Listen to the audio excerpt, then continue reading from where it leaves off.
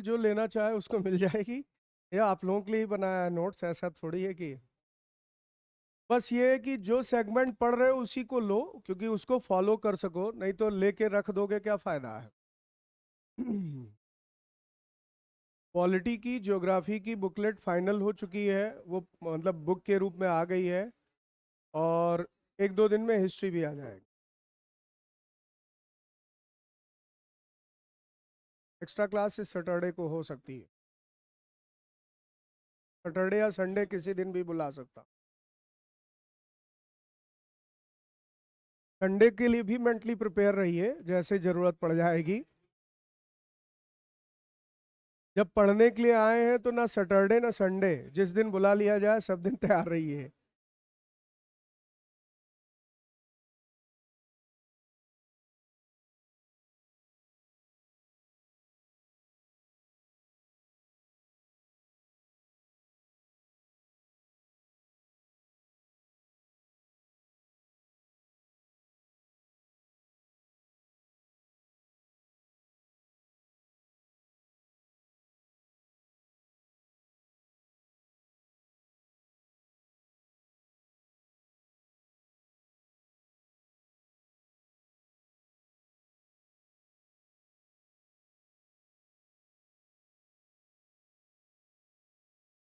देखिए, हड़प्पा सभ्यता के बारे में जो कल की क्लास में हम लोग डिस्कस कर रहे थे, उसमें आपने ये सीखा कि कोई सभ्यता होती क्या है, सभ्यता कहते किसे हैं, और इस सभ्यता का ये नाम कैसे पड़ा।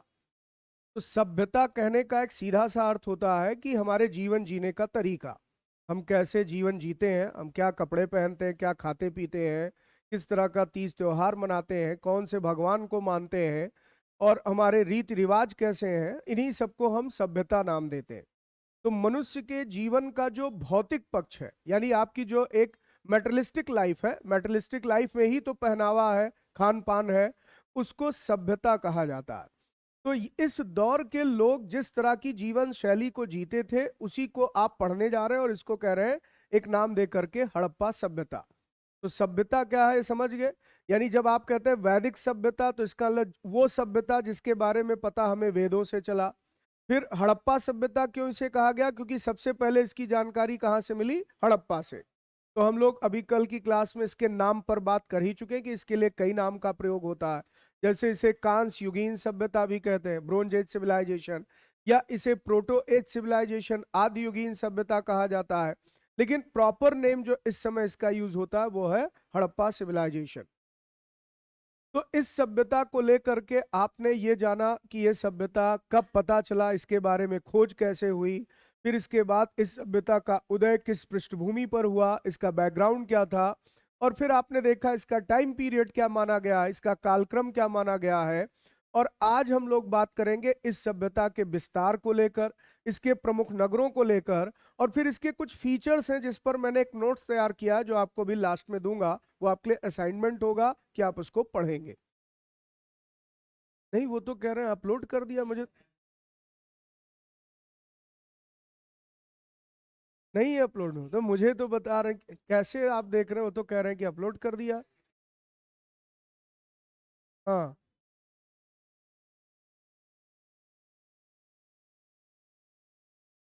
अच्छा, एक बार जरा उसको नीचे अमन फ्री होगा तो बुला लाइएगा, बताओ।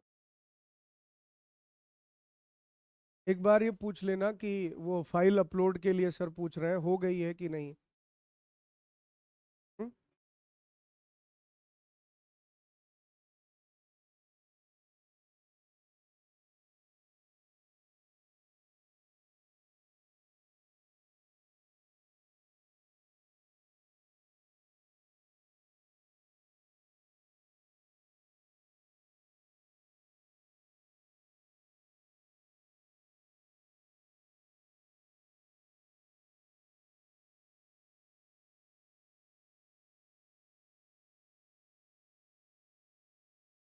नहीं हुआ। मैं अभी जाके फिर बात कर लूंगा, प्रायोरिटी बेसिस पे अपलोड करवाता हूँ, क्योंकि फिर इकट्ठा होता जाएगा तो आपके लिए भी पढ़ने मुसीबत होगी। मैं तो फाइल बना बना के यहाँ डाल रहा हूँ, तो अपलोडिंग भी जरूरी है।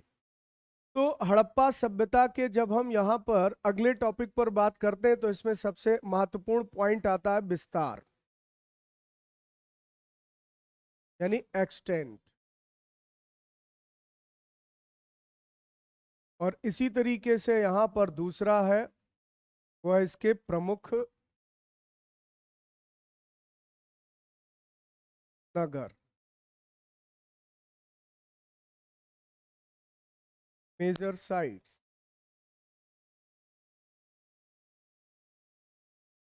तो जब हम हड़प्पा सभ्यता के विस्तार की बात करते हैं तो ये कुछ इस रूप में आपको दिखाई देगा।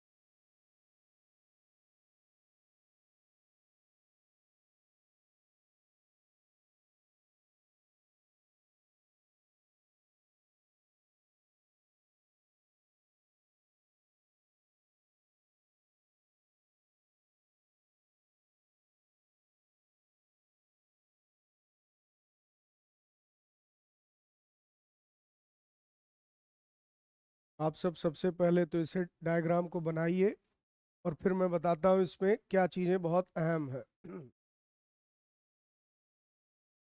हुलास जगह का नाम है, गांव है। आलमगीरपुर तहसील है और गांव है हुलास।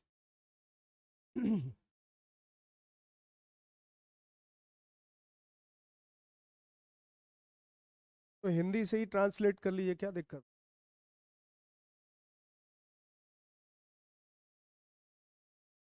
फिर हिंदी वाले कहेंगे वो स्लाइड लगाओ। तो कोई बात नहीं, पहले हिंदी में प्रॉपर नोट कर लो, फिर मैं इंग्लिश की स्लाइड भी सामने कर।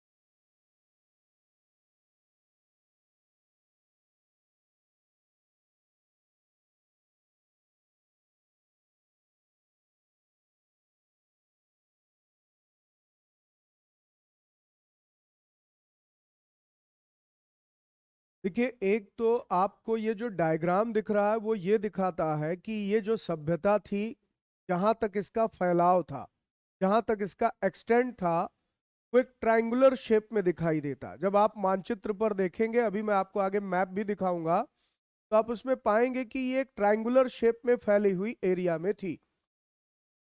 दूसरी बात, इसके साथ साथ यहां पर यह ध्यान रखिए कि ये इतना ज्यादा विस्तार लिए हुए थी कि अगर इसका एरिया देखा जाए, मैं एरिया की अगर बात करूं इस पूरे क्षेत्र का, तो लगभग 12,99,600 वर्ग किलोमीटर, स्क्वायर किलोमीटर, ये इसका क्षेत्रफल था।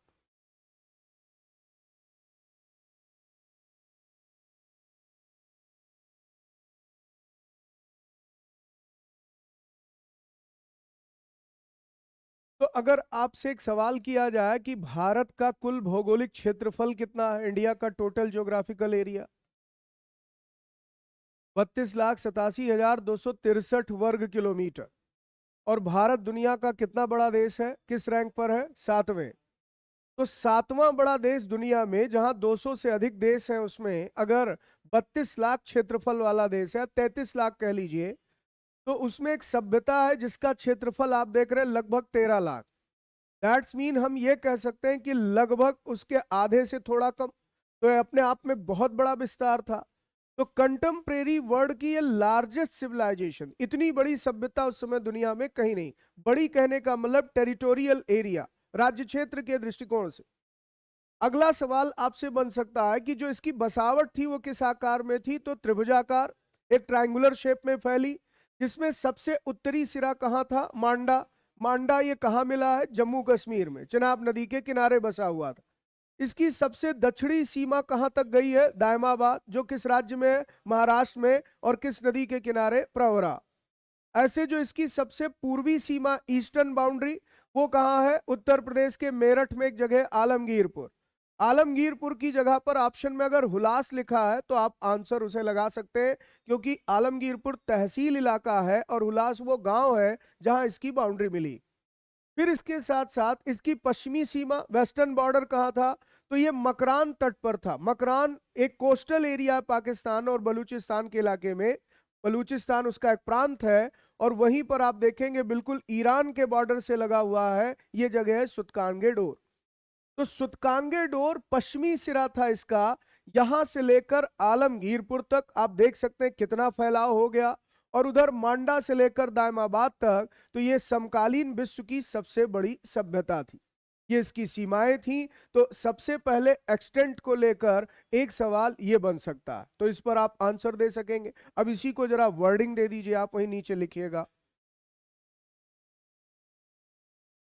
इसमें ऊपर हेडिंग लिख रखा है ना कि हड़प्पा सभ्यता का विस्तार, मैं यही डिस्कस कर रहा हूं। पहला, extent of Indus civilisation, Harappa सभ्यता का विस्तार, extent of Harappan civilisation. Extent of Harappan civilisation, Harappa सभ्यता का विस्तार। लिखिए इसमें, लिखिए territorially, territorially, territorially it is the biggest of ancient civilization. It is the biggest of ancient contemporary civilization. Biggest of ancient contemporary civilization.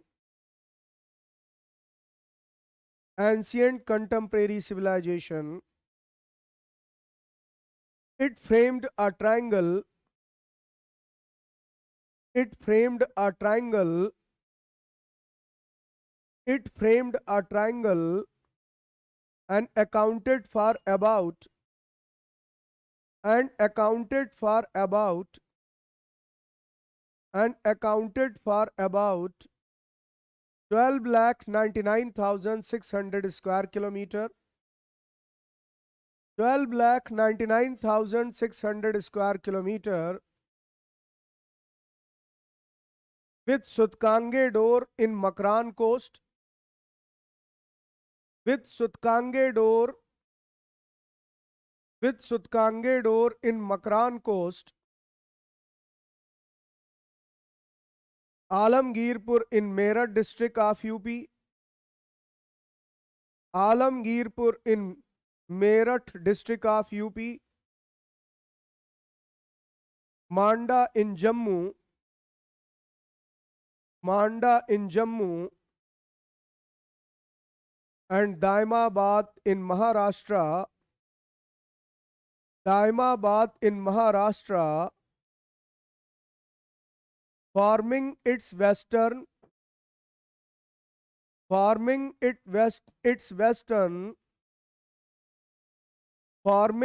western eastern, northern and southern, western, eastern, northern and southern most point respectively. Most point respectively. Southernmost point respectively. यह सभ्यता अपने समकालीन सभी सभ्यताओं में यह सभ्यता अपने समकालीन सभी सभ्यताओं में अपने समकालीन सभी सभ्यताओं में समकालीन सभी सभ्यताओं में सबसे विस्तृत थी, सबसे विस्तृत थी, सबसे विस्तृत थी और इसका विस्तार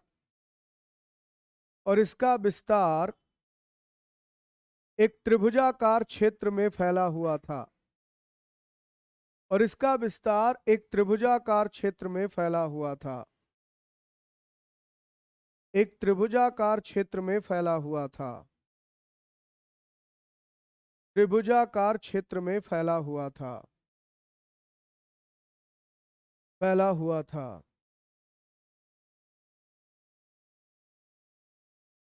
त्रिभुजाकार क्षेत्र में फैला हुआ था। इसका क्षेत्रफल लगभग 12,99,600 वर्ग किलोमीटर में था। इसका क्षेत्रफल लगभग 12,99,600 वर्ग किलोमीटर में था। 12,99,600 वर्ग किलोमीटर में था और इसकी सबसे उत्तरी सीमा इसकी सबसे उत्तरी सीमा इसकी सबसे उत्तरी सीमा जम्मू के मांडा से लेकर जम्मू के मांडा से लेकर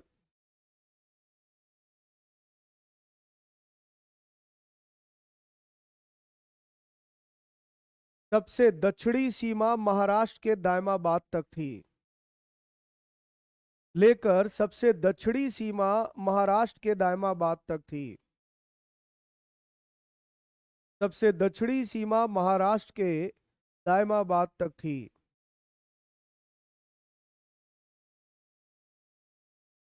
इसका सबसे पश्चिमी सिरा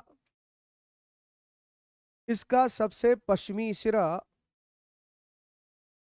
इसका सबसे पश्चिमी सिरा मकरान तट पर मकरान तट पर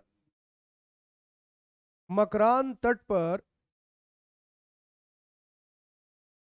बेटर लगा। मकरान तट पर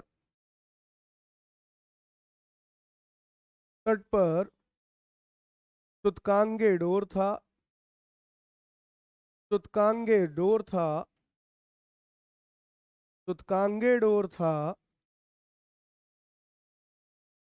जबकि सबसे पूर्वी सिरा जबकि सबसे पूर्वी सिरा उत्तर प्रदेश के मेरठ जिले में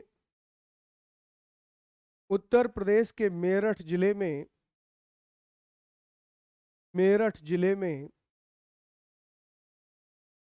जिले में आलमगीरपुर था। आलमगीरपुर था। तो ये था इसका विस्तार। अब इसी विस्तार के संदर्भ में एक बात और ध्यान दीजिएगा कि जो इस सभ्यता का विस्तार था ये भारतीय उपमहाद्वीप के उत्तर पश्चिमी भागों में केंद्रित थी।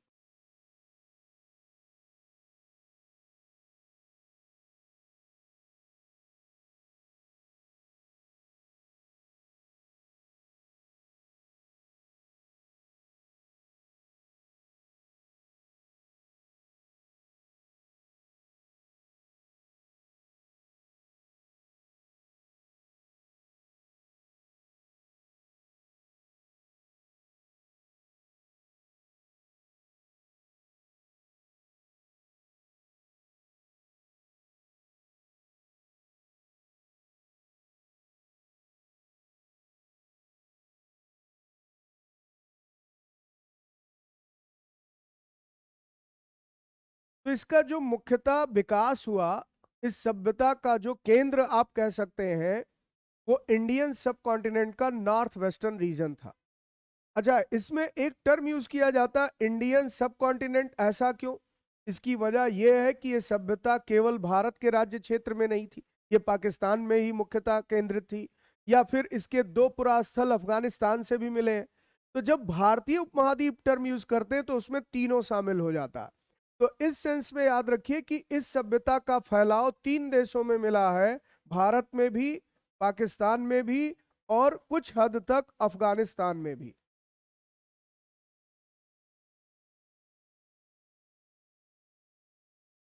तो अगर आपसे यही प्रश्न पूछ लिया गया कि इस सभ्यता का जो फैलाव था, जो विस्तार था, या जो इसके पुरास्थल प्राप्त हुए हैं वो कहाँ कहाँ से मिले, तो 3 देशों से मिले हैं। कौन कौन से? भारत, पाकिस्तान और अफगानिस्तान।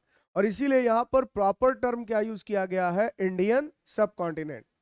अब जब हम भारत की बात करते हैं तो भारत में अब तक इस सभ्यता के पुरास्थल अगर देखा जाए तो कहाँ कहाँ से प्राप्त हुए हैं? तो भारत में इसके पुरास्थल गुजरात से मिले हैं, राजस्थान से मिले हैं, हरियाणा से मिले हैं, पंजाब से मिले हैं, जम्मू कश्मीर से मिले हैं,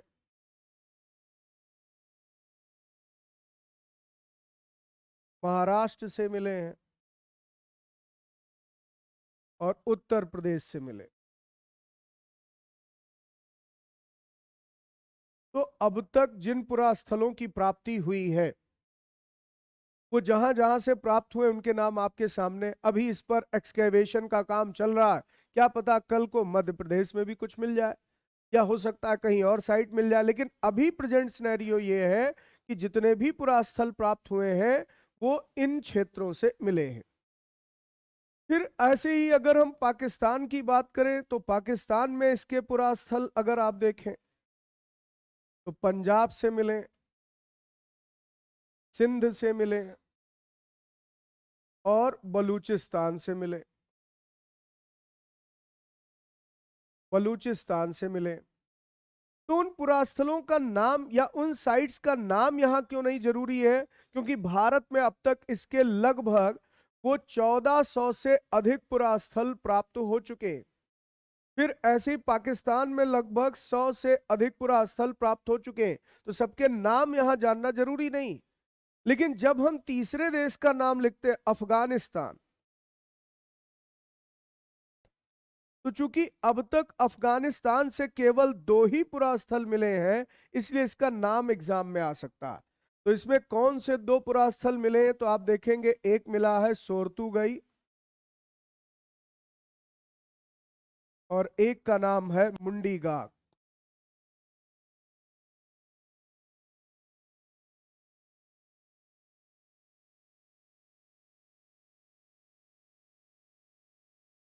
सोरतुगई एंड मुंडीगाग। तो ये 2 साइट्स मिले हैं कहां से? अफगानिस्तान से। और इस तरह से इस सभ्यता का विस्तार भारतीय उपमहाद्वीप के इन 3 देशों के अंतर्गत था। अब जो पुरास्थल मिले हैं उसमें अगर हम इतने का नाम नहीं जान सकते तो उनका नाम तो बहुत महत्वपूर्ण है, जो बहुत इंपॉर्टेंट, जिनसे इन सभ्यता के प्रमुख लक्षण हमें पता चलते हैं कि सभ्यता कैसी थी। तो इसीलिए मैंने कहा कि आज हम लोग क्या डिस्कस करने वाले हैं, इस सभ्यता का विस्तार और इसके प्रमुख नगर। यानी जो पुरास्थल प्राप्त हुए, ये मत सोचिएगा वो सब के सब, जब आप पढ़ते हैं कहते हैं ये सभ्यता एक नगरीय सभ्यता थी, एक अर्बन सिविलाइजेशन थी, तो इसका मतलब ये थोड़ी हो गया कि केवल नगर ही है। कभी ऐसा संभव ही नहीं है कि कहीं पर केवल नगर हो, गांव का अस्तित्व ना हो। जैसे बहुत सारे लोग ये भी सोचते होंगे अमेरिका में गांव नहीं, तो यूनाइटेड स्टेट्स ऑफ अमेरिका में भी गांव है। ग्राम और शहर यानी कि विलेज और सिटी, अगर इनमें फर्क करना हो तो आप फर्क कैसे करें? किसे ग्राम कहते हैं और किसे नगर कहते हैं? बताइए। ग्राम और नगर का विभाजन किस आधार पर होता है? शहरों में पक्के मकान और गांवों में कच्चे मकान, यही होता है ना? गांवों में आपको बता दें कि शहरों से ज्यादा अच्छे मकान हो सकते हैं। सबसे बड़ी बात यह होती है कि कई गांवों में आप जाएंगे तो आपको बड़े बड़े फार्म हाउस दिख जाएंगे, जो शहर के मकान फेल हैं। यहाँ तो फ्लैट्स में लोग रहते हैं, दम घुटेगा, वहां फार्म हाउस में लोग रहते हैं। दूसरा आप देखेंगे, ये मत सोचिए कि शहरों में मर्सिडीज है, गांवों में चले जाइए, कुछ गांवों में कुछ किसानों के पास मर्सिडीज है, खड़ी है उनके घर में, भले ही तबेले के पास खड़ी हो, लेकिन कहीं ना कहीं इससे आप तय नहीं कर सकते हैं कि वो गांव है शहर। गांव और शहर का विभाजन आर्थिक जीवन से होता, इकोनॉमिक लाइफ से होता है। ग्रामीण क्षेत्रों की जो आजीविका होती है, लिवलीहुड, या जो उनका इकोनॉमिक स्ट्रक्चर होता है, उसे कहते हैं प्राइमरी सेक्टर पर बेस्ड होना। यानी प्राथमिक क्षेत्रों से जुड़ी हुई क्रियाएं होती हैं, या तो खेती हो रही होगी, या पशुपालन हो रहा होगा, या बागवानी हो रही होगी। इस तरह के काम जिन क्षेत्रों में होते हैं उसे ग्राम कहा जाता है। और जहां पर सेकेंडरी और टर्सरी सेक्टर को प्रिमिटिव बनाया गया हो, जहां पर सेकेंडरी और टर्सरी सेक्टर जो यहां पर प्राइम हो, उसे यहां पर ध्यान रखिएगा शहर कहा जाता है। यानी नगरों में प्राइमरी एक्टिविटी नहीं मिलेगी। भारत के ही नहीं, दुनिया के किसी भी नगर में आप चले जाइए तो वहां पर खेती या पशुपालन नहीं मिलेगा। जैसे मान लीजिए आप हरियाणा के किसी गांव में गए, हो सकता है किसान बहुत संपन्न है, उसके पास पूरा एक तबेला हो जिसमें 100 गायें या भैंसें हो, लेकिन क्या दिल्ली में कोई तबेला रख सकता है? 100 गाय रखनी होगी, कहाँ रखेगा, कैसे मैनेज करेगा? तो ग्रामीण क्षेत्र में और शहरी क्षेत्रों में आर्थिक जनजीवन अलग होता है। समझ में आया?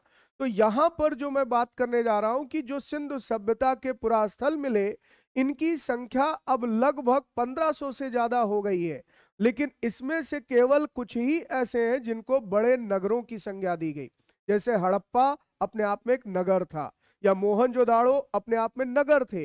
ये गांव ना होकर नगरीय जीवन को व्यक्त करते थे। तो गांव भी थे, मेजॉरिटी में गांव ही थे। जैसे आज भी भारत को क्या कहा जाता है? गांवों का देश। क्योंकि हमारे देश की लगभग 50% से अधिक आबादी कहाँ निवास करती है? गांवों में। तो ऐसे ही सिंधु सभ्यता भी ग्रामीण क्षेत्रों से ही ज्यादातर आबाद था, यानी डेंसिटी वही थी। लेकिन फिर भी नगरों की अगर बात की जाए तो कुछ प्रमुख नगर थे, और वो अपने आप में मेगा टाउन थे, बड़े नगर थे। उनकी तुलना आज के बड़े बड़े नगरों से की जा सकती है, और इसीलिए इसको नगरीय संस्कृति कहा गया या नगरीय सभ्यता कहा गया। तो अब हम लोग आ जाते हैं कि हड़प्पा सभ्यता के कौन से प्रमुख पुरास्थल मिले जिनको हम नगर की संज्ञा भी देते हैं। तो हेडिंग लिखिएगा, major sites of Indus civilisation, Sindhu सभ्यता के प्रमुख पुरास्थल।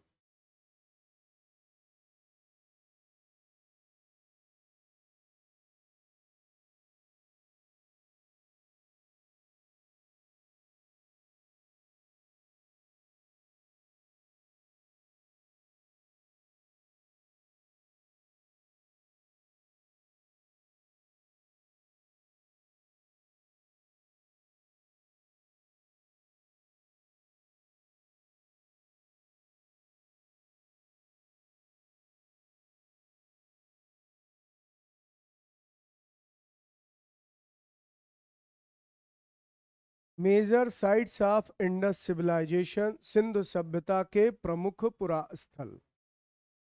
अब इन पुरास्थलों में सबसे पहला नाम आता है किसका? हड़प्पा।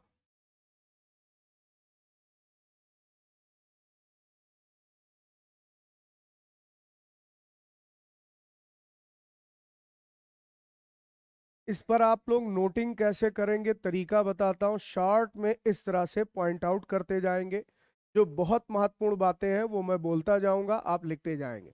जैसे पहला पॉइंट लिखिए, first discovered site of this civilisation, इस सभ्यता का खोजा गया पहला नगर।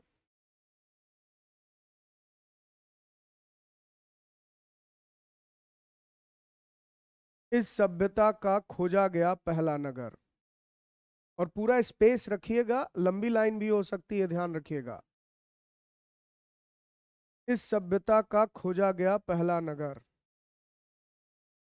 दूसरा पॉइंट लिखिए, discovered in 1921, discovered in 1921, 1921 and excavated by Dayaram Sahni. खोज 1921 में हुई, खोज 1921 में हुई, और इसका उत्खनन दयाराम साहनी ने करवाया, और इसका उत्खनन दयाराम साहनी ने करवाया। तीसरा पॉइंट लिखे, located on the left bank of river Ravi, located on the left bank of river Ravi, Ravi नदी के बाएं तट पर स्थित था। रावी नदी के बाएं तट पर स्थित था, रावी नदी के बाएं तट पर स्थित था। अगला पॉइंट लिखे, situated in Montgomery district,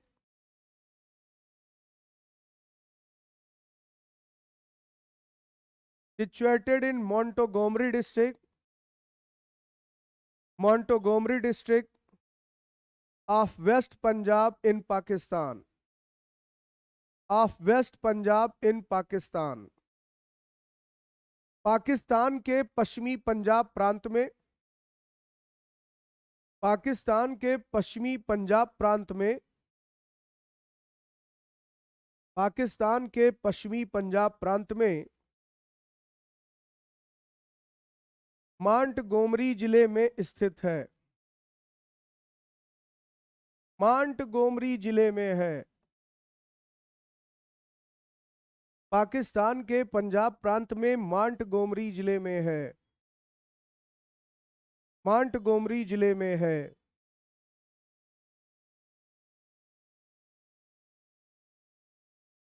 next point लिखे, a large granary of 12 rooms, A large granary of 12 rooms, granary grain से बना है granary, large granary of 12 rooms have been found from here. यहां से 12 कमरों वाला एक विशाल अन्नागार मिला है। यहां से 12 कमरों वाला एक विशाल अन्नागार मिला है। 12 कमरों वाला एक विशाल अन्नागार मिला है।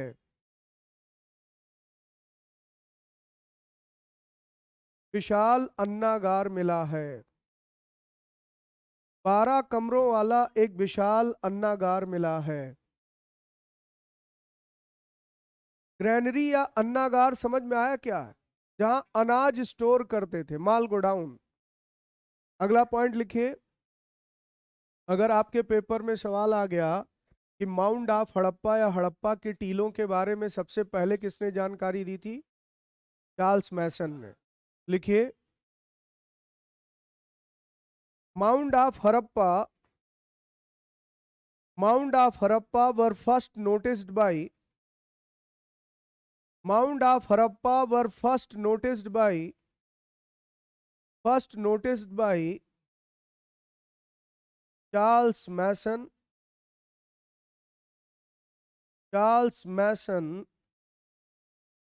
Charles Masson in 1826 AD. Harappa के टीलों के बारे में सबसे पहली जानकारी,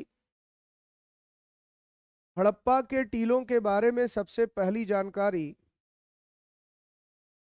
सबसे पहली जानकारी, सबसे पहली जानकारी,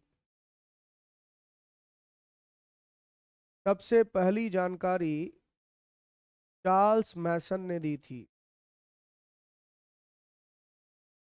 चार्ल्स मैसन ने दी थी। लास्ट पॉइंट लिखिए। A few cemeteries, a few cemeteries, symmetry का मतलब होता है समाधि। Few cemeteries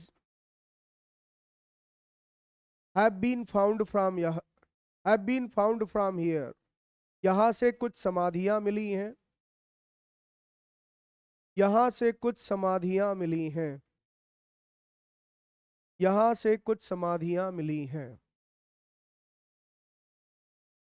तो इस तरह से आप जो नोटिंग कर रहे हैं, पूरा सेंटेंस लिखने के बजाय मैं उन चीजों को हाईलाइट कर रहा हूं जो बिल्कुल याद होना चाहिए। यही चीजें हैं और इस पर सेंटेंस में क्वेश्चन आएगा।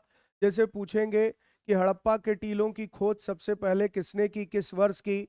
हड़प्पा की खोज कब हुई? तो 1921 ही लगाना, क्योंकि हड़प्पा के जब टीले खोजे गए थे तो ये नहीं पता चला था ये कोई सभ्यता है, ये कोई नगर है।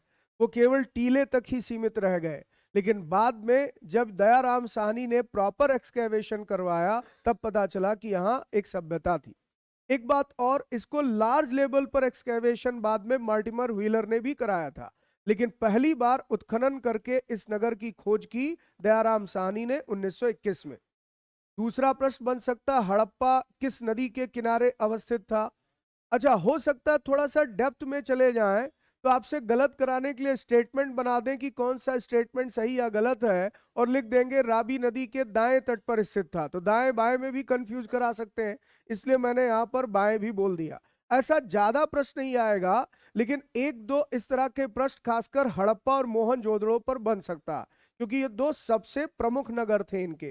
तो इनके बारे में इसलिए जो तथ्य आपने लिखे हैं बिल्कुल टिप्स पर होने चाहिए, ये सीधे सीधे आपको पेपर में देखने को मिल सकते हैं। अब दूसरा आते हैं इसके बाद, मोहनजोदड़ो।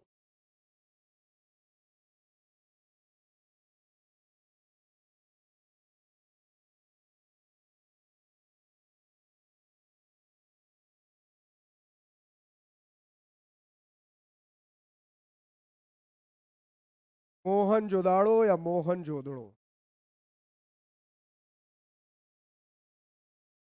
पहला पॉइंट लिखिए,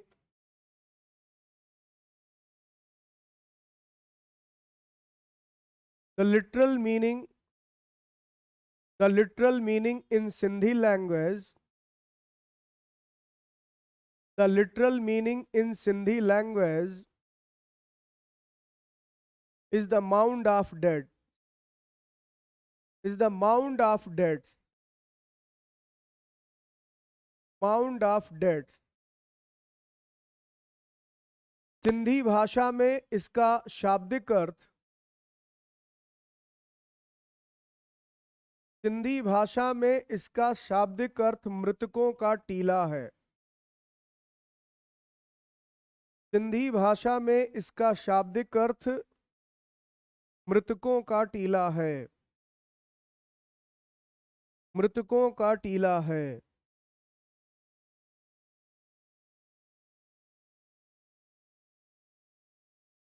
एसएससी के पेपर में 2013 या 14 वाले पेपर में एक सवाल इस पर आया है सेम, लेकिन उसमें बस हिंदी का ऑप्शन अलग लिखा है।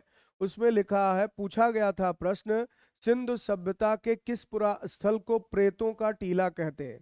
तो मान लीजिए मृतकों की जगह प्रेतों का टीला लिख दे तो है ना, सोचे ये क्या पूछ लिया, दोनों एक ही है। थोड़ा सा वर्डिंग एसएससी ने ऐसा बना दिया था, अदरवाइज इसे माउंट ऑफ डेट्स कहा जाता है। ऐसा इसलिए क्योंकि यहां से कुछ इस तरह के अवशेष मिले हैं, यानी नर कंकाल टाइप के अवशेष, जिससे ये लगता है कि यहाँ पर बड़े पैमाने पर कुछ मृत्यु हुई थी या कोई एक्सीडेंट हुआ था। हो सकता है जैसे कुछ इतिहासकार लिखते हैं कि कोई महामारी यहाँ फैल गई जिससे लोग मरे बड़ी संख्या में, तो इसीलिए इसे मृतकों का टीला या प्रेतों का टीला भी कहा जाता है। तो टीला हो गया, मैंने कहा धरती का उभरा हुआ भाग जिसके नीचे कुछ दबा पड़ा हो। यहां से एक बहुत बड़ा टीला मिला, जब उसकी खुदाई की गई तो उसमें कहते हैं सैकड़ों स्केल्टन के अवशेष मिले। इससे लगा कि यहाँ बड़ी संख्या में शायद लोग मरे थे। ये इसी आधार पर मार्टिमल व्हीलर कहते हैं यहाँ आर्यों का आक्रमण हुआ था, हमला हुआ और उन्होंने सिंधु वासियों को मार करके एक नई सभ्यता को जन्म दिया। इसीलिए कुछ लोग सिंधु सभ्यता के पतन का कारण क्या मानते हैं, आर्यों का आक्रमण। लेकिन ऐसा कोई प्रमाणिक नहीं है, यह विवादित विषय है कि इनका पतन कैसे हुआ। ज्यादातर स्कॉलर ये कहते हैं महामारी के कारण इनकी डेथ हुई थी, कोरोना फैल गया होगा शायद। ठीक है, आगे लिखिएगा। दूसरा पॉइंट लिखिए, located on the right bank of Indus river, Sindhu नदी के दाएं तट पर स्थित था। Located on the right bank of Indus river, Sindhu नदी के दाएं तट पर स्थित था, दाएं तट पर स्थित था। तीसरा लिखिए, situated in Larkana district, situated in Larkana district,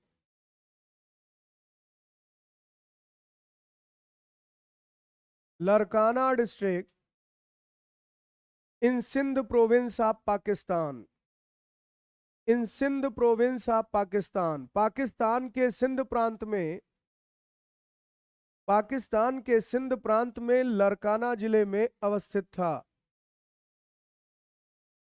Pakistan के सिंध प्रांत में लरकाना जिले में अवस्थित था, लरकाना जिले में अवस्थित है, लरकाना जिले में अवस्थित है।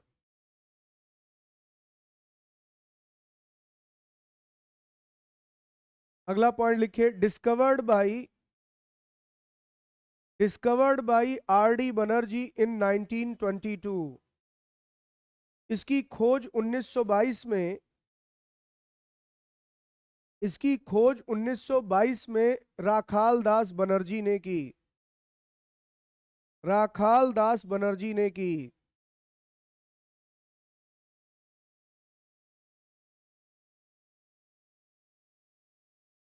अगला पॉइंट लिखे, 1922। अगला पॉइंट लिखे, considered, considered one of the capitals, one of the capitals of Indus civilisation, one of the capitals of Indus civilisation, Sindhu सभ्यता की राजधानियों में, सिंधु सभ्यता की राजधानियों में, सिंधु सभ्यता की राजधानियों में, राजधानियों में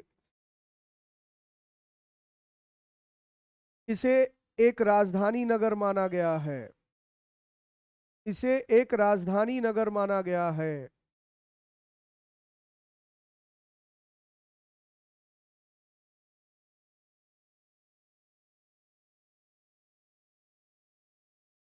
अगला पॉइंट लिखिए। along with Harappa, along with Harappa, it is called twins capital of Indus civilization. It is called twins capital of Indus civilization. Twins capital of Indus civilization.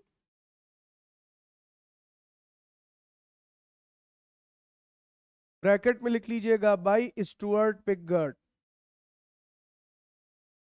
By Stuart Piggott. Harappa के साथ इसे, हड़प्पा के साथ इसे, हड़प्पा के साथ इसे सिंधु सभ्यता की जुड़वा राजधानियां कहा गया है। इसे सिंधु सभ्यता की जुड़वा राजधानियां कहा गया है। जुड़वा राजधानियां कहा गया है। जुड़वा राजधानियां कहा गया है। ब्रैकेट में लिख लीजिए स्टुअर्ट पिगट द्वारा, स्टुअर्ट पिगट द्वारा, स्टुअर्ट पिगट द्वारा। अगला पॉइंट लिखिए।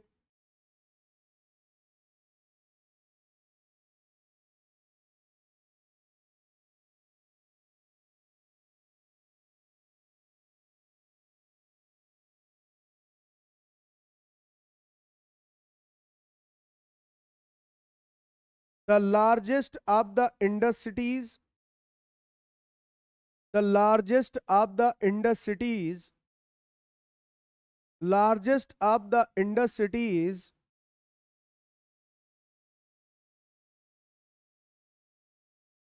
and like Harappa, and like Harappa, it was a major citadel town of Indus civilization. Major citadel town of Indus civilization. It was a major citadel town of Indus civilization. Sindhu सभ्यता के शहरों में यह सबसे बड़ा था। सिंधु सभ्यता के नगरों में यह सबसे बड़ा था। सिंधु सभ्यता के नगरों में यह सबसे बड़ा था। नगरों में सबसे बड़ा था।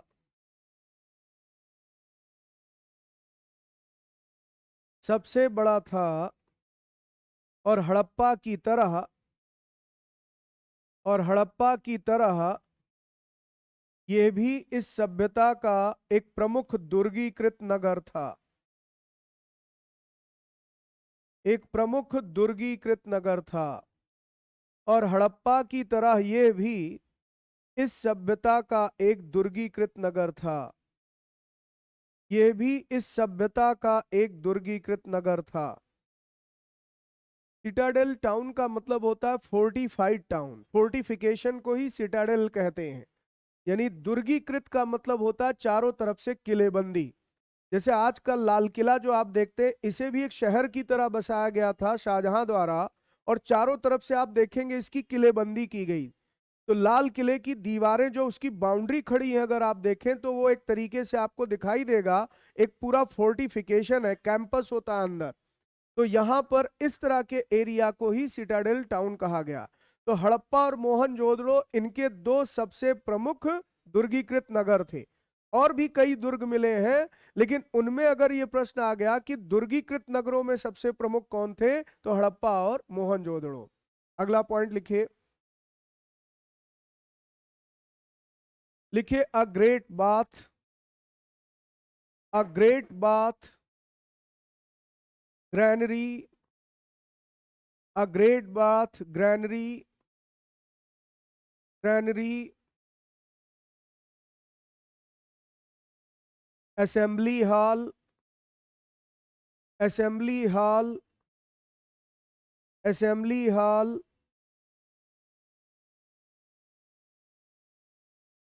and a playground like stadium, and a playground like stadium have been found from here, have been found from here. यहां से, यहां से एक बृहद स्नानागार, यहां से एक बृहद स्नानागार, एक बृहद स्नानागार, एक बृहद स्नानागार,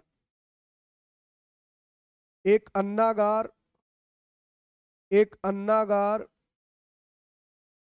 एक सभा भवन, एक अन्नागार, एक सभा भवन, एक सभा भवन, और एक स्टेडियम की तरह क्रीड़ांगन मिला है,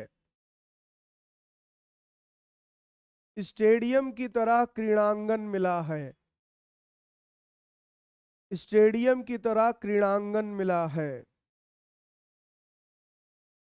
क्रीड़ांगन समझते हैं? खेलने की जगह, प्लेग्राउंड। क्रीड़ांगन मिला है, इसलिए इंग्लिश में ब्रैकेट में आप सब लिख लीजिएगा, नहीं कम समझ पाएंगे। ऐसे ऐसे टर्म्स आ जाते हैं हिंदी में कि बच्चों को समझ में नहीं आता पूछ क्या रहा है। तो प्लेग्राउंड, क्रीड़ा का मतलब होता है खेलकूद, और आंगन का मतलब एक जगह जिसमें आप खेलकूद करें। जैसे बच्चे आंगन में खेलते हैं, तो ऐसे बड़ा एक पब्लिक अगर क्रीड़ांगन बनाया गया हो तो उसको कहते हैं प्लेग्राउंड। समझ गए? तो ये सवाल आ सकता है पेपर में कि हड़प्पा सभ्यता के किस पुरास्थल से एक क्रीड़ांगन मिला है, और या हो सकता है स्टेडियम ही दे दें। स्टेडियम दे देंगे तो आसान लगेगा। अब ये मत सोच लीजिएगा कि मोहनजोदाड़ो जो ऋतिक रोशन की मूवी आई थी उसमें भी एक स्टेडियम दिखाया, वैसा कुछ था, ऐसा नहीं मिला है। लेकिन स्टेडियम जैसी संरचना मिली है, टूटी फूटी हुई अवस्था में इस तरह का एक स्ट्रक्चर मिला है जो दिखाता है कि शायद प्लेग्राउंड जैसी चीजें भी बनाना ये लोग जानते थे। ठीक, आगे बढ़ते हैं। नेक्स्ट लिखिए तीसरा, थर्ड लिखिए लोथल। लोथल,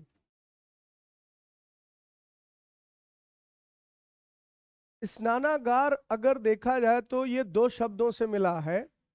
देखिए, जहां भी आगार शब्द हिंदी में आए उसका मतलब होता है पर्टिकुलर प्लेस, जगह। जैसे अन्नागार, तो जहां अन्न को रखा जाए, अनाज को, वो अन्नागार। और जहां स्नान किया जाए वो स्नानागार।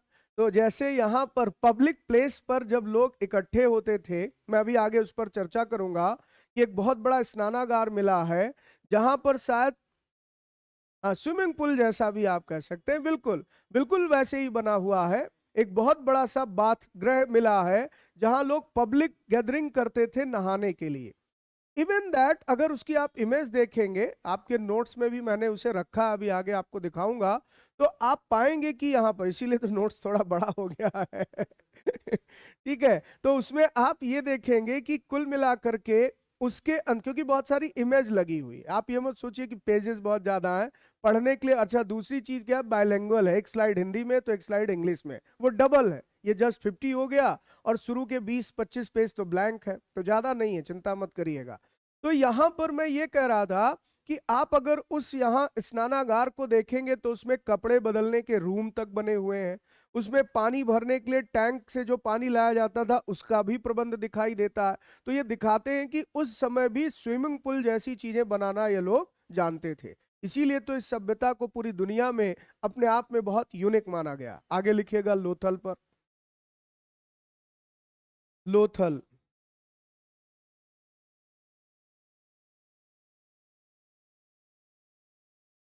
लिखिए famous as port city of Indus civilisation. Famous as port city of Indus civilisation, इसे सिंधु सभ्यता का बंदरगाह नगर माना गया है। सिंधु सभ्यता का बंदरगाह नगर माना गया है। अच्छा, बंदरगाह नगर क्यों मानते हैं? क्योंकि यहां से एक डॉकयार्ड मिला है। डॉकयार्ड कहते हैं जहां पर शिप की कंस्ट्रक्शन का काम होता हो, यानी पानी वाले जहाजों को खड़ा किया जाता है या उसकी मरम्मत की जाती है। जैसे आप देखते हैं कि फ्लाइट्स जहां आकर रुकती उस जगह को एयरपोर्ट कहते हैं, ऐसे ही ध्यान रखिएगा जहां पर शिप आकर के खड़े होते हैं उसको डॉकयार्ड कहते हैं। तो डॉकयार्ड मिलना यह दिखाता है कि ये समुद्र के रास्ते व्यापार के लिए जहाज लेकर जाते होंगे। नहीं तो गोदी बाड़ा किस लिए यहां बनाया जाएगा, तो उसको हिंदी में बोलते हैं डॉकयार्ड को गोदी बाड़ा। तो जहाजों को खड़े करने की जगह गोदी कहलाती है।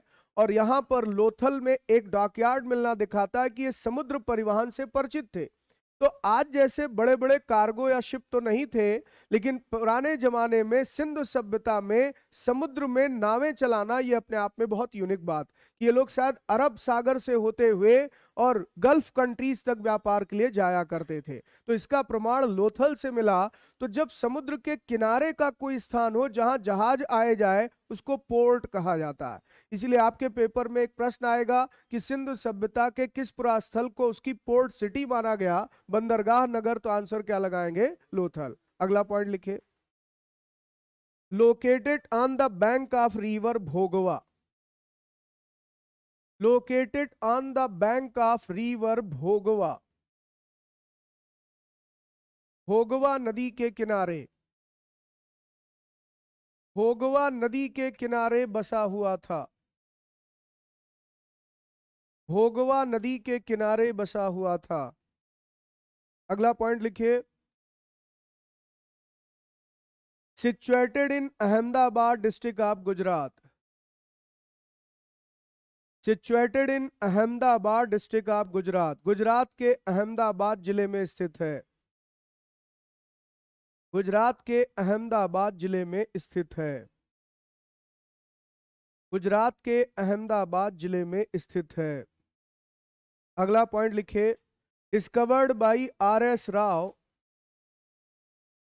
Discovered by R S Rao in 1957। In 1957 1957 में एस आर राव ने उत्खनन करवाया।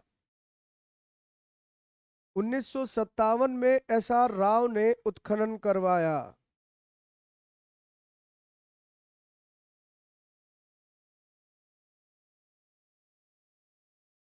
अगला पॉइंट लिखिए।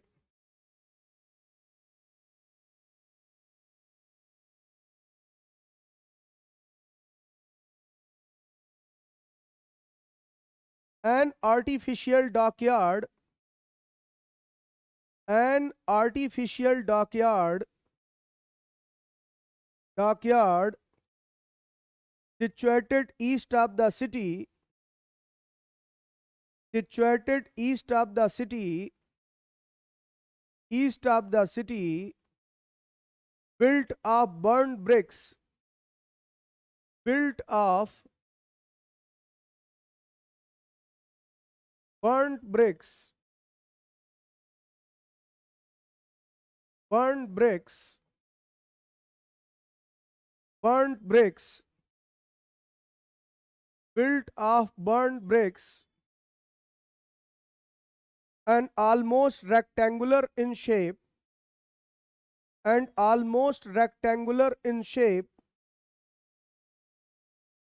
have been found from here. Rectangular in shape have been found from here. यहां से एक कृत्रिम गोदी बाड़ा मिला है। एक कृत्रिम गोदी बाड़ा मिला है।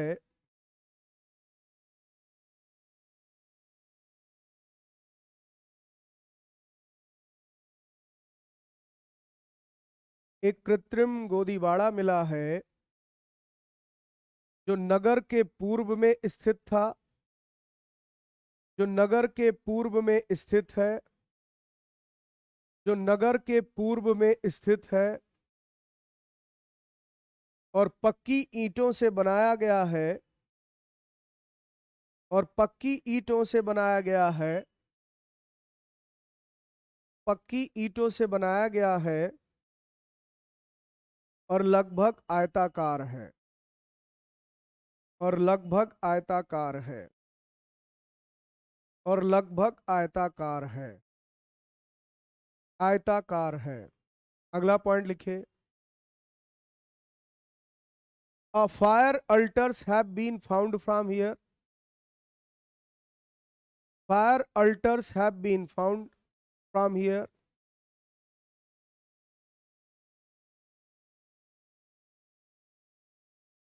Alter, ALTER, fire altar, ALTAR, not ER, ALTARS।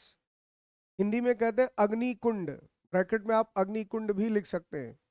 English में भी कभी कभी अग्निकुंड ही लिखा रहता, समझते हैं, जिसमें हवन किया जाता है।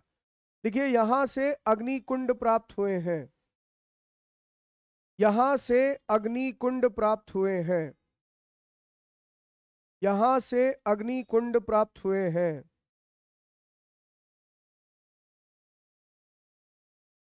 अग्निकुंड प्राप्त हुए हैं। नेक्स्ट पॉइंट लिखिए। Beads maker shop have been found from here. Bead makers, beads makers shop have been found from here.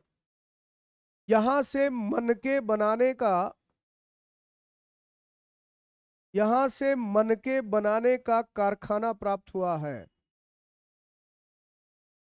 मनके बनाने का कारखाना प्राप्त हुआ है।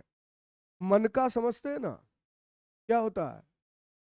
मतलब मोती होता नहीं है लेकिन मोती जैसा होता है, बिल्कुल, क्योंकि मोती तो समुद्र से निकाला जाता है।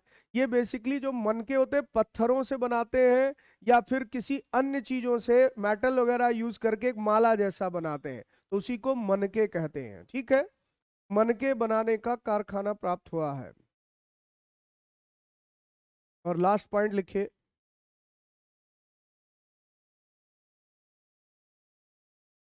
Persian Gulf seals, Persian Gulf seals, Persian Gulf seals, seals, SEALS, seals have been found from here. यहां से फारस की, यहां से फारस की, यहां से फारस की मोहरें मिली हैं। फारस की मोहरें मिली हैं। मोहरें क्या होता है अभी समझते हैं आप लोग?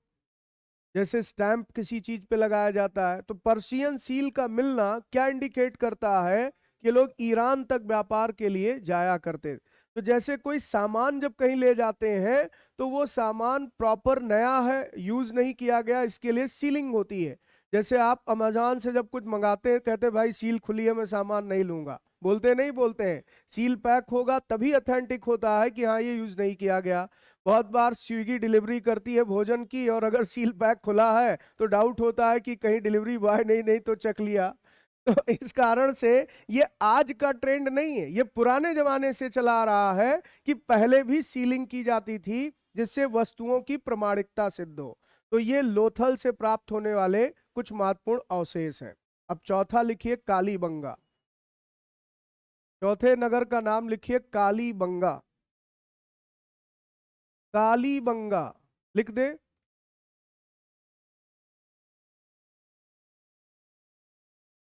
कालीबंगा का शाब्दिक अर्थ क्या होता है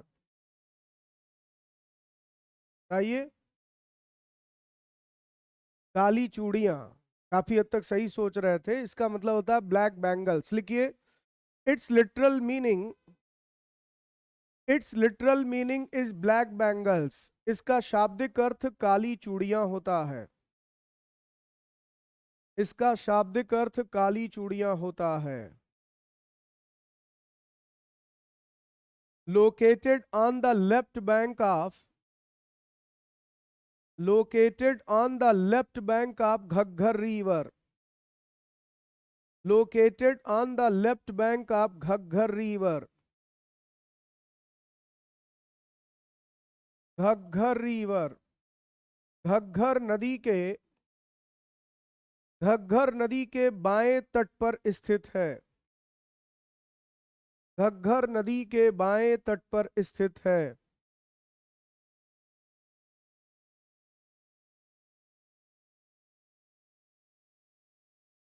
discovered by Amlanand Ghosh in 1953. Discovered by Amlanand Ghosh in 1953। इसका उत्खनन 1953 में अमलानंद घोष ने करवाया। अमलानंद घोष ने करवाया।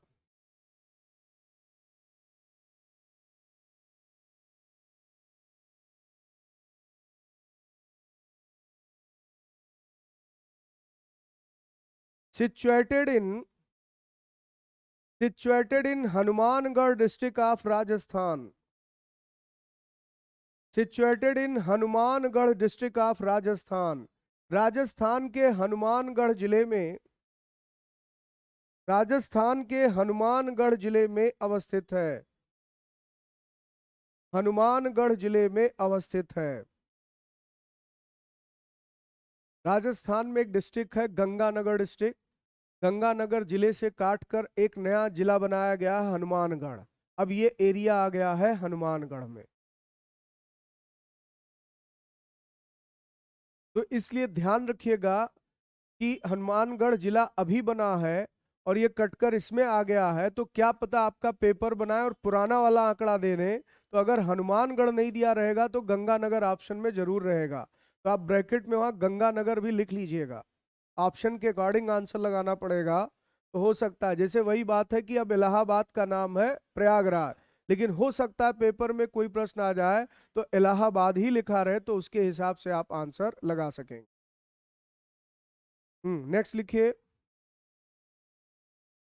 Evidence of land plugging. Evidence of land plugging have been found from here। have been found from here। यहां से खेतों की जुताई के साक्ष्य मिले हैं।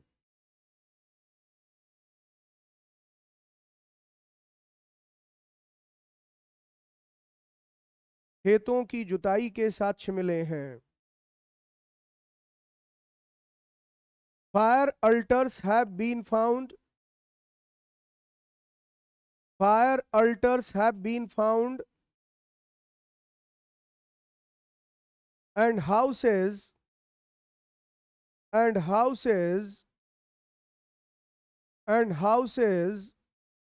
built mostly of sun-dried bricks instead of burnt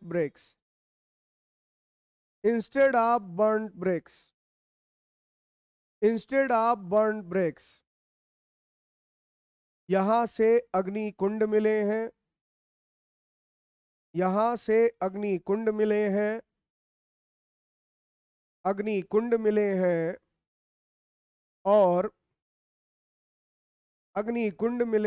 और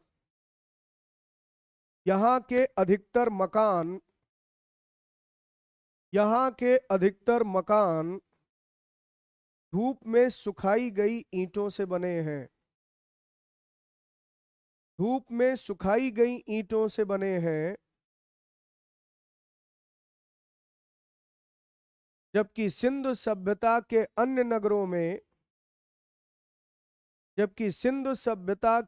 नगरों में मकान बनाने में पक्की ईंटों का प्रयोग हुआ है। मकान बनाने में पक्की ईंटों का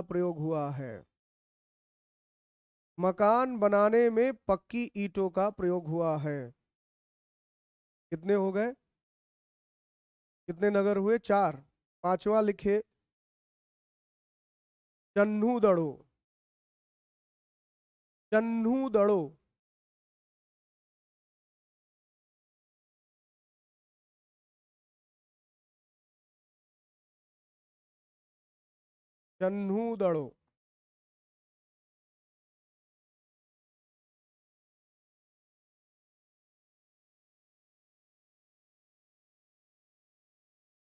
लिखिए located on the right bank of Indus river, Sindhu नदी के दाएं तट पर स्थित है।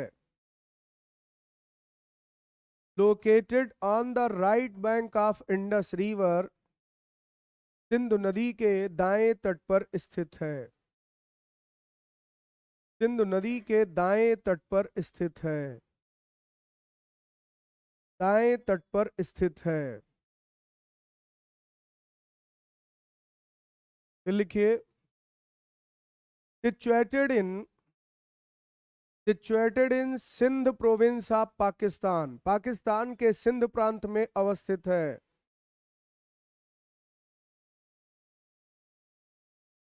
पाकिस्तान के सिंध प्रांत में अवस्थित है। तीसरा लिखिए the only Indus site, the only Indus site और city, only Indus site SIT site और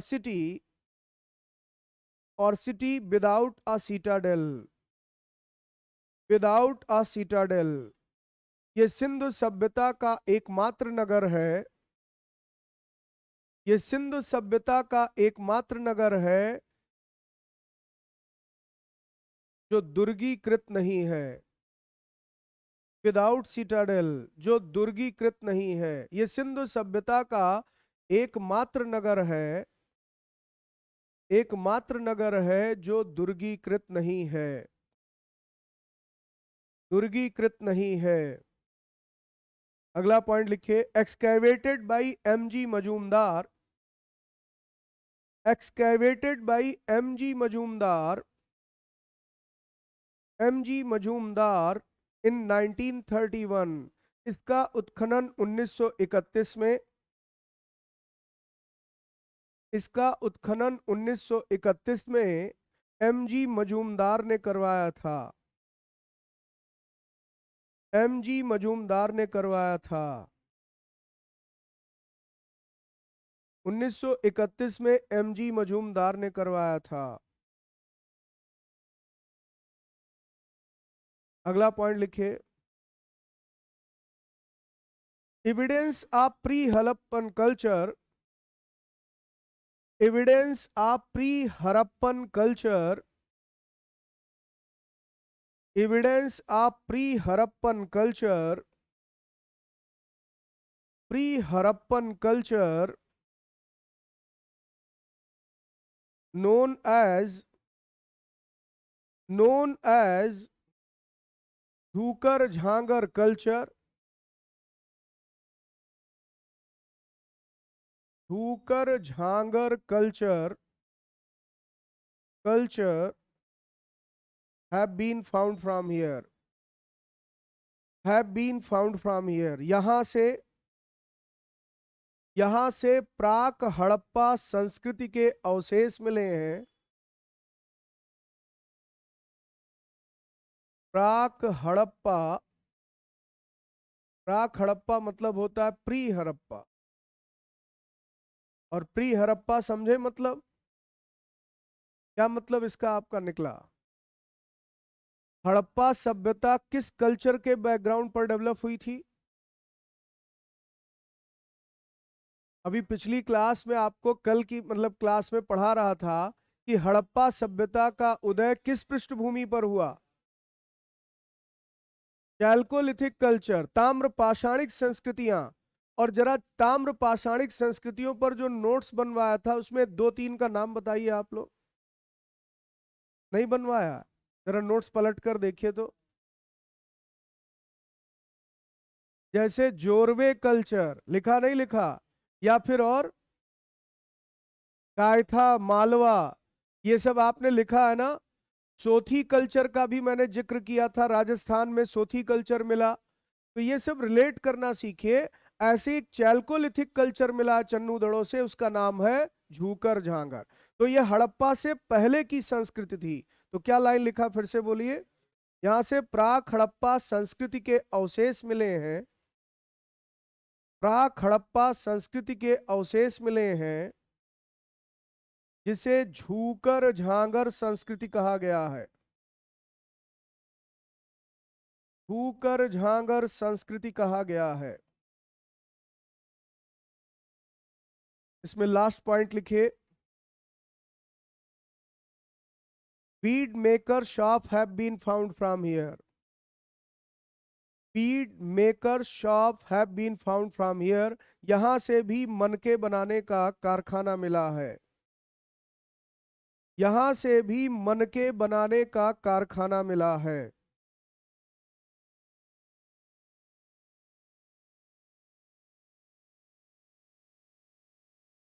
कितने नगर हो गए? 5। छठा लिखिए, Banawali. Banawali, Banawali, BANWALI, Banawali.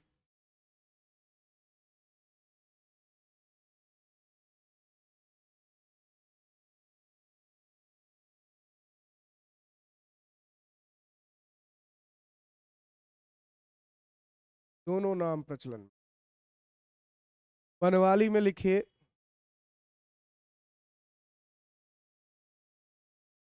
Situated in Hisar district of Haryana. Haryana के हिसार जिले में स्थित है।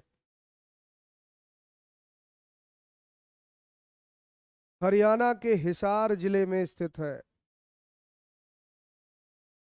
हिसार जिले में स्थित है। हाँ, हिसार, हिसार, हिसार जिले में स्थित है। दूसरा लिखिए, एक्सकैवेटेड बाई RS विस्ट।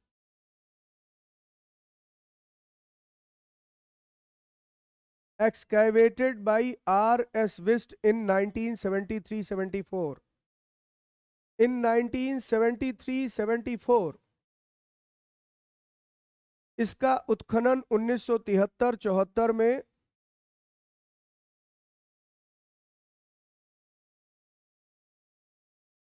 इसका उत्खनन 1973-74 में R.S. बिस्ट ने करवाया। R.S. बिस्ट ने करवाया।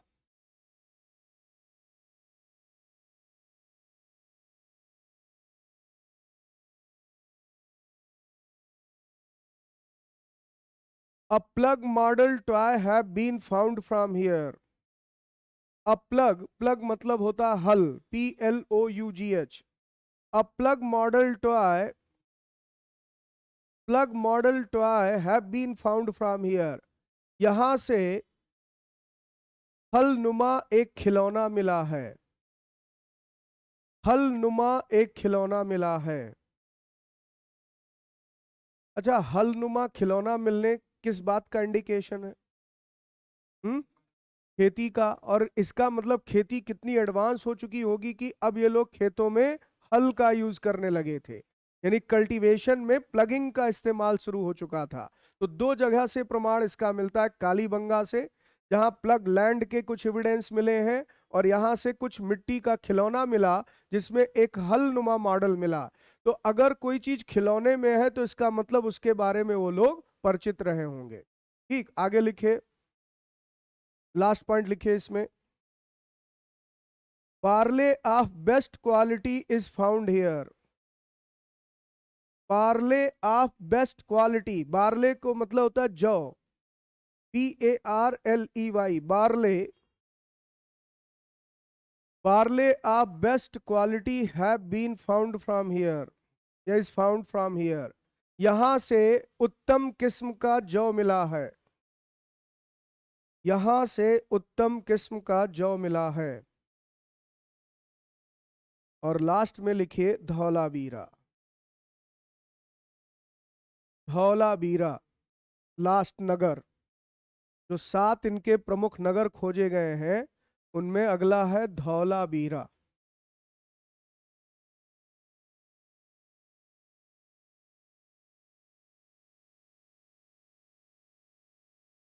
धौलावीरा लिखिए इसमें, situated in Kutch district of Gujarat, Gujarat के कच्छ जिले में स्थित है। गुजरात के कच्छ जिले में स्थित है। गुजरात के कच्छ जिले में स्थित है।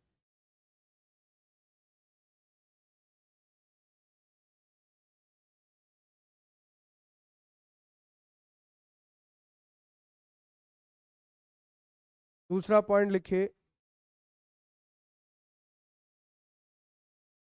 entire city was divided into entire city was divided into three parts three parts instead of three parts instead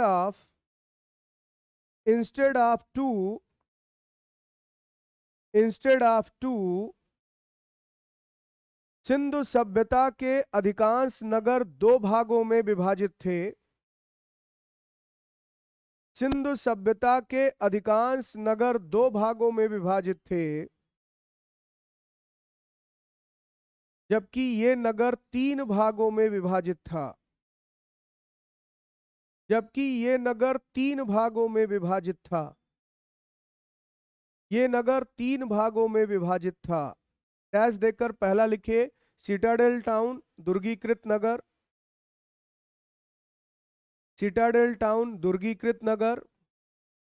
दूसरा लिखिए, मिडिल टाउन मध्य नगर। मिडिल टाउन मध्य नगर। तीसरा लोअर टाउन निचला नगर। तीसरा लोअर टाउन निचला नगर। निचला नगर।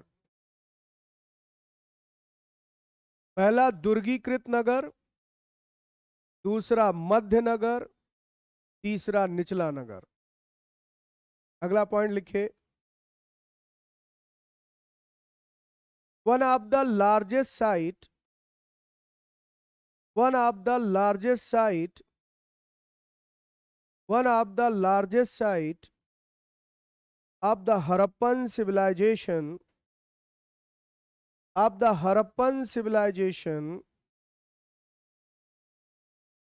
located in India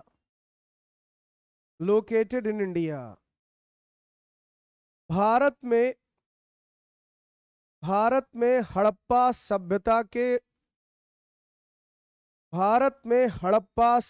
के विशालतम नगरों में से एक। भारत में हड़प्पा सभ्यता के विशालतम नगरों में से एक। अब यहां नोट में एक पॉइंट लिखिएगा। देखिए, भारत में इंडस सिविलाइजेशन के भारत में सिंधु सभ्यता के दो सबसे बड़े पुरास्थल, टू लार्जेस्ट साइट दो सबसे बड़े पुरास्थल दो लार्जेस्ट साइट दो सबसे बड़े पुरास्थल ब्रैकेट में लिख लीजिएगा, इन टर्म्स ऑफ एरिया, क्षेत्रफल में। इन टर्म्स ऑफ एरिया, क्षेत्रफल में राखीगढ़ी और धौलावीरा हैं। राखीगढ़ी के ब्रैकेट में हरियाणा लिख लीजिएगा। राखीगढ़ी और धौलावीरा हैं। राखीगढ़ी एंड धौलावीरा हैं। दूसरा पॉइंट नोट में लिखे, धौलावीरा कहाँ, ये फिर पूछोगे, अभी लिखा है। दूसरा पॉइंट लिखिए धौलावीरा की लिटरल मीनिंग, धौलावीरा का शाब्दिक अर्थ सफेद कुआं होता है। धौलावीरा की लिटरल मीनिंग, शाब्दिक अर्थ सफेद कुआं होता है। सफेद कुआं होता है। सफेद कुआं होता है।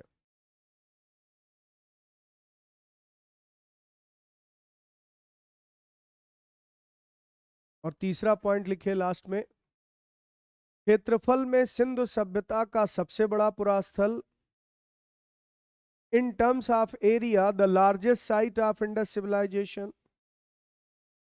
क्षेत्रफल में सिंधु सभ्यता का सबसे बड़ा पुरास्थल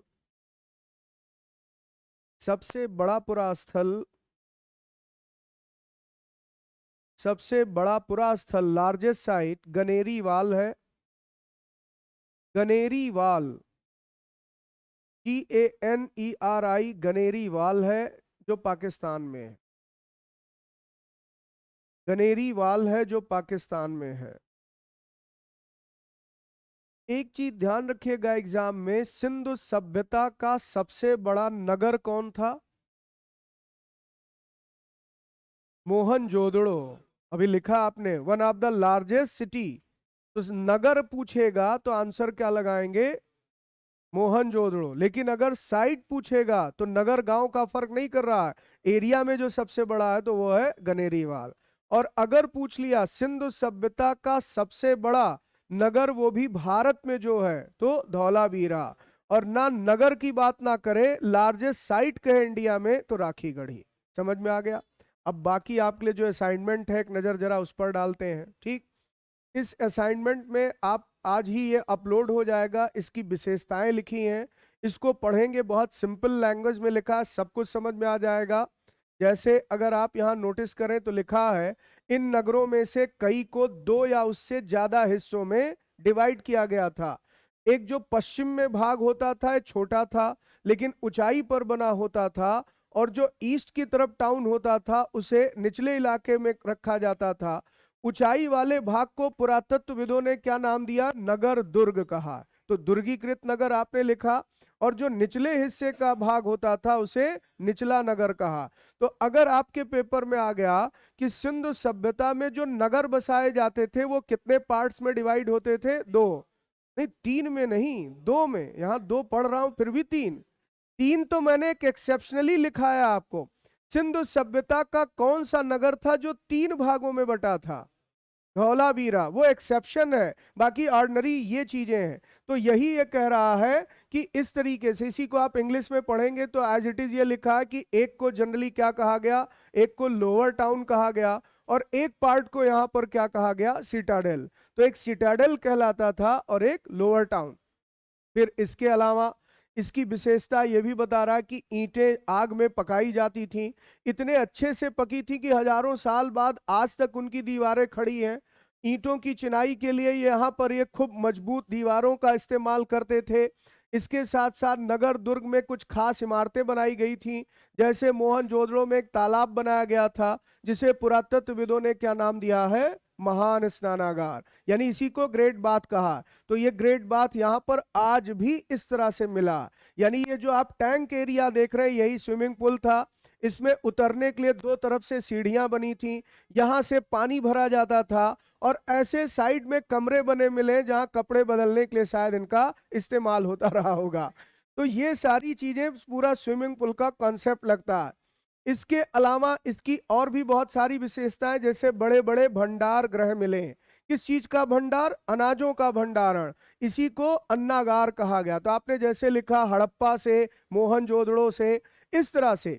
इसके अलावा लिखा है कालीबंगा से, लोथल से क्या मिला है? अग्निकुंड मिला है, जो ये दिखाता है कि ये लोग शायद यज्ञ भी करते रहे होंगे या आग की पूजा भी करते रहे। जितनी चीजें मैंने लिखाई हैं उसी को यहाँ वर्डिंग में पूरा डिस्क्राइब कर दिया गया, इसको आप पूरा पढ़ लेंगे। फिर इसके अलावा आप पूछ रहे थे मनके, तो यहाँ पर मनके भी मैंने दे दिया। जैसे ये मनका कहलाता था, ये बीट्स बनाने का पूरा एक एरिया मिला है जहाँ पर ये बीट्स बनाए जाते थे। फिर इसी तरीके से हड़प्पा से यहाँ पर एक मूर्ति भी मिली है। तो मूर्ति से एक चीज और पता चलता है, मैं अगली क्लास में डिस्कस करने वाला हूँ। इसकी दाढ़ी देखकर लगता है ट्रिमिंग की गई है, यानी कि सौंदर्य प्रसाधन का भी ये लोग इस्तेमाल करते थे। तो इन्हीं सब चीजों पर मैं अगली क्लास में डिस्कशन करूंगा। हालांकि ये फाइल आज अपलोड हो गई तो पढ़कर आइएगा, नहीं अपलोड हुई तो कल हम लोग डिस्कस करेंगे। ठीक है, ओके।